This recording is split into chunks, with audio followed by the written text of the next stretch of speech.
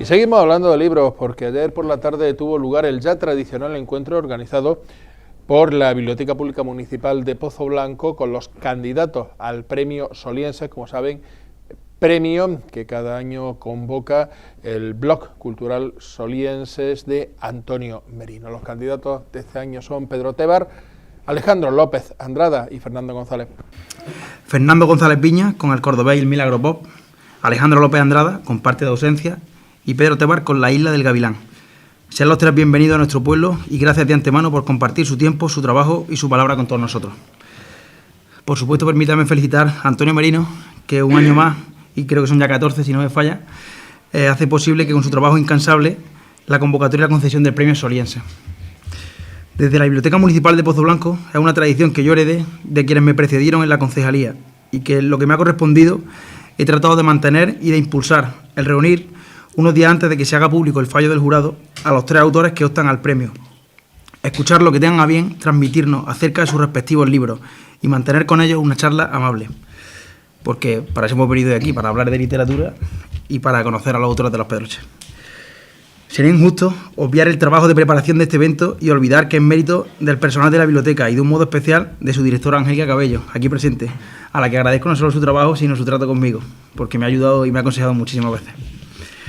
Supongo que para el jurado no resultará nada fácil decantarse por una de las obras citadas, pues a su contrastada calidad literaria se le une la muy diversa y distinta cualidad de las tres publicaciones que están este año al premio 2023.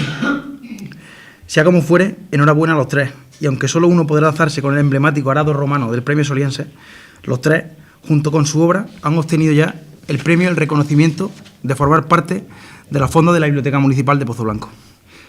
Y bueno, este concejal, que tiene ya las horas contadas en el cargo, les desea a los tres el mejor de los galardones al que pueda optar un escritor, que no es otro que su libro se encuentre en la compañía y en la complicidad de muchos lectores. Nada más, Fernando González Viña, Alejandro López Andrada y Pedro Tebar, bienvenido a Pozoblanco, que es vuestra casa. Enhorabuena y de nuevo muchas gracias por acudir a la convocatoria de nuestra biblioteca municipal. Y sin más, pues le doy la palabra, me han comentado que va a empezar Pedro, para que desgrane un poquito más su obra y nos pueda ofrecer un punto de vista diferente. También hay que agradecer a Angélica, a la biblioteca de Pozoblanco, estos renovados encuentros con motivo de otorgar el premio Solienses, que vienen repitiéndose año tras año, y que yo considero que es un acto pues entrañable, porque nos acercamos unos a otros y podemos hablar tranquilamente sin ningún problema. Y no es como cuando se presenta un libro, ¿verdad?, que estás atosigado por la presentación del presentador, porque tú tienes que hablar después, porque tienes luego que firmar libros, y este acto es un acto íntimo, un acto como de familia.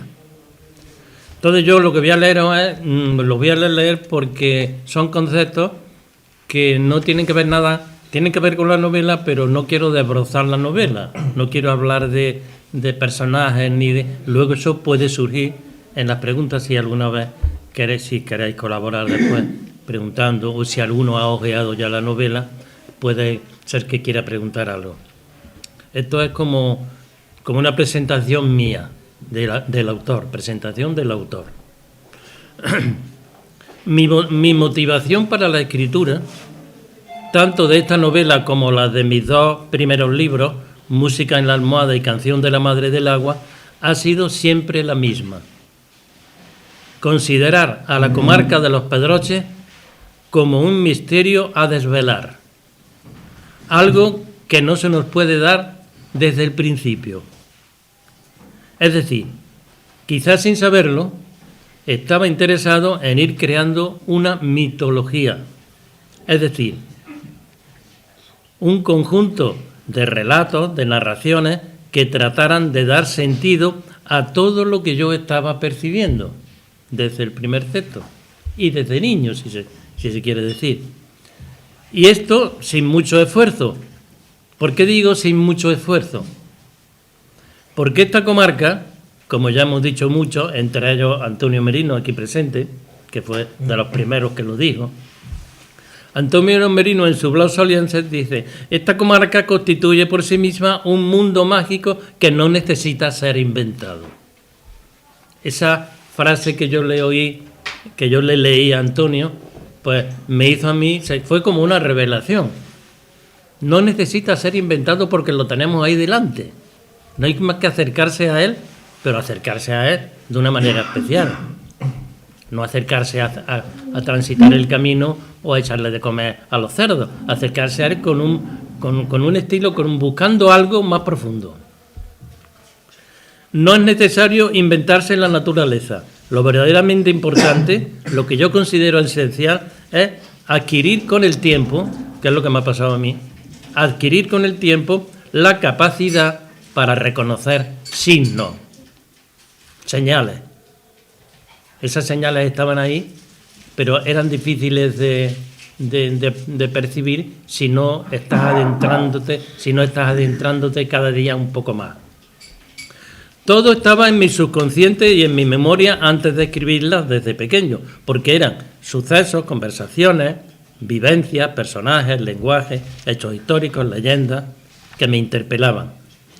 Esto tiene que ver con que el escritor, que creo que a todos, Alejandro y Fernando, a todos nos pasa lo mismo, se trate de un tema o se trate de otro, el escritor mira hacia su interior y va con su memoria hacia atrás para tratar de rescatar lo más esencial de su pasado. Y lo que consigue rescatar, lo que brota espontáneamente, son los símbolos primeros de nuestra infancia y adolescencia. Y esto en una época en que nuestra vida de niño o de niña aún no ha sido contaminados ni por la tradición histórica ni por la literaria. Es decir, estoy seguro de que los primeros signos que yo percibí de los Pedroches, seguramente que no había yo aprendido todavía a leer, y mucho menos a escribir. Esos signos primeros de la infancia es lo que hay que percibir o hay que ir a buscarlo a donde estén. Mi método ha sido ir profundizando en ese misterio, ir cada vez más atrás, porque siempre lo sagrado está cada vez más atrás en la línea del tiempo. Los Pedroches, puedo afirmarlo ahora con total rotundidad, se me ha ido revelando, se me ha ido desvelando poco a poco a lo largo de estos tres textos, hasta llegar a esta isla del Gavilán, donde casi he percibido el principio y el final de una epopeya. Bueno, todos mis libros hablan de la zona esta, de algún modo, ¿no? Pero quizás aquí esté más el alma de la ausencia, se llama la ausencia, la soledad del que parte y del que vuelve a reencontrarse con parte de sí mismo, con parte de la tierra y con parte de familia y de la raíz. Volvemos de nuevo a decir esa palabra, raíz. Parte de ausencia está estructurado en la primera parte, piedra, signos, nubes, geografía, y cierra con un breviario, así que un compendio de poemas que viene a dar sentido a las partes anteriores. Y digo que este es mi libro quizás más que mío, es de los demás, quiero decir, es más épico, donde he intentado darle voz a los amigos de la infancia, a la gente que salió, sobre todo a los mineros, que tiene mucho que ver cuando cerraron las minas de mi pueblo, tenía yo 5 años, y me acuerdo de cuando pasaban los mineros allí por la calle, una en la borriquilla, otro con la bicicleta y tal, la mina de las Morras. Estaba a 7 kilómetros de mi pueblo, junto al nacimiento, cerca del río Curna. Y el dolor que sentí, el dolor de la ausencia, era cuando se iban mis amigos de la infancia, de los que hicieron conmigo esa primera comunión, los 7 años y tal, y se iban con sus padres, con su familia, nos iban al cinturón industrial, los extrarradios de Madrid, el extrarradio de Barcelona, incluso a Alemania, que sus padres ellos se fueron a Alemania, ¿no? Y el hecho de encontrarse uno paseando por el pueblo y pasando cerca de la casa del amigo, ¿no? De tu amigo de la niñez, ¿no? Cuando tienes 7, 8, 9 años, pues como eso que te impacta mucho.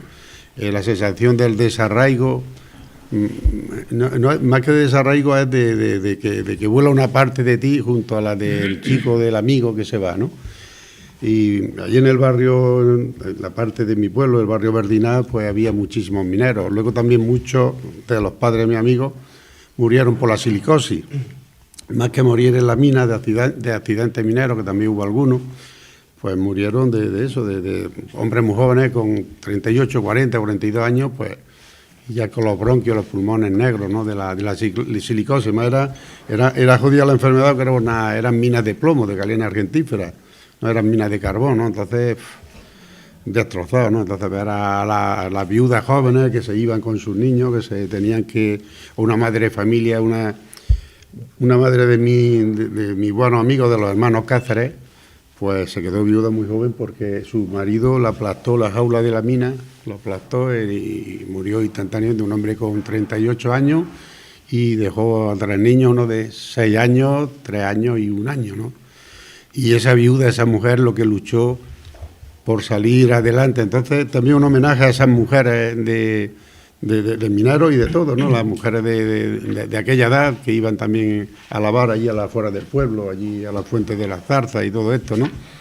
Y todo ese compendio de personas, de emociones, de ideas, de sentimientos, pues no voy a decir intenté, porque en el caso cuando uno escribe una novela se intenta decir algo. Cuando escribes poesía tú no intentas nada, alguien lo dice por ti. Es como si alguien te susurrara al oído, en mi caso, al menos.